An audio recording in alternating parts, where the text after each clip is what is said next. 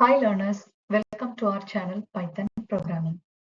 In this session, we are going to learn about for loop in Python. For loop is also known as an entry control loop. It is used to repeat a set of statements or a block of code for finite number of times with the help of range method.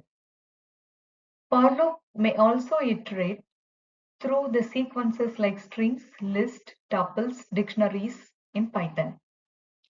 And we will deal with this concept in the forthcoming slides. Now let's learn the basic about for loop. The syntax for loop is shown on the screen. For, in, range are the keywords, and var is the variable which is defined by the user. And to the range method, as usual, we are giving the two arguments start and stop. And the set of statements to be repeated for finite number of times should be given below for with a proper indentation. Statement X is the statement which is outside of the for loop and which follows the for loop in a normal program. How for loop is executing the set of statements with the help of the range method. Initially, the value what we are passing at the position of start will be assigned to the variable, and it will check the value against the stopping criteria. If it is not equal to the stop value, then the interpreter will be coming to execute the statements one by one.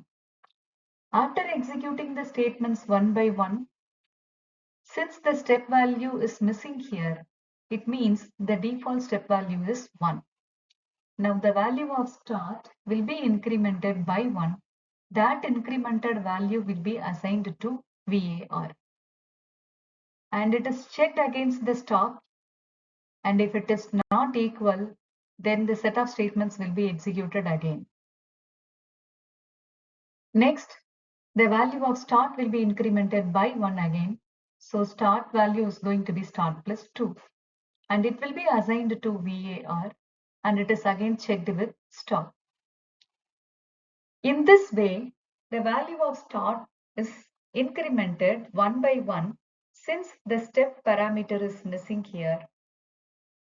The loop will be executing the set of statements again and again for every value of start. When the value of start is becoming equal to stop minus 1, then the for loop, it is according to the condition of range, the for loop is stop executing the set of statements. And the interpreter will be coming to execute the last statement X. Let's see very simple examples using for loop. Here, a is a variable given and in range 1, 10. And here also, the step parameter is missing. Hence, by default, the step value is taken as 1. So initially, the value of 1 is assigned in A. And that 1 is not equal to 10 minus 1, 9, right? And so the interpreter enters the for loop and it encounters one statement, print. By using the print statement, the interpreter prints the current value of A, so the output on the screen is going to be 1. After displaying or after executing the print, the interpreter will be going for incrementing the value now.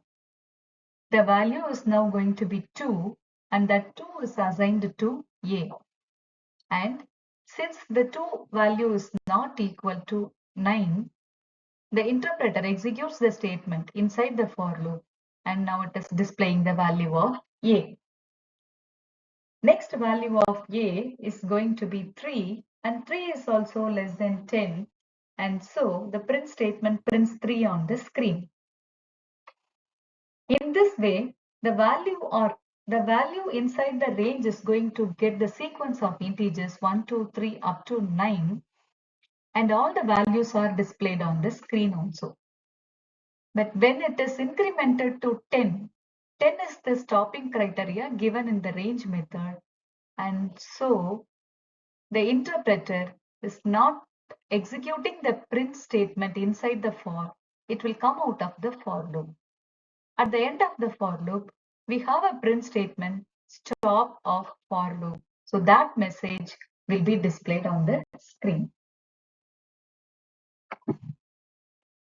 Let us assume that we are going to have the third parameter step value here. Similar procedure will be followed here. The start indicates the beginning of the execution of the set of statements, and stop is the stopping criteria, and till stop -1 the loop will be executed, and step is the step value which indicates the difference between the two consecutive values generated by the range method.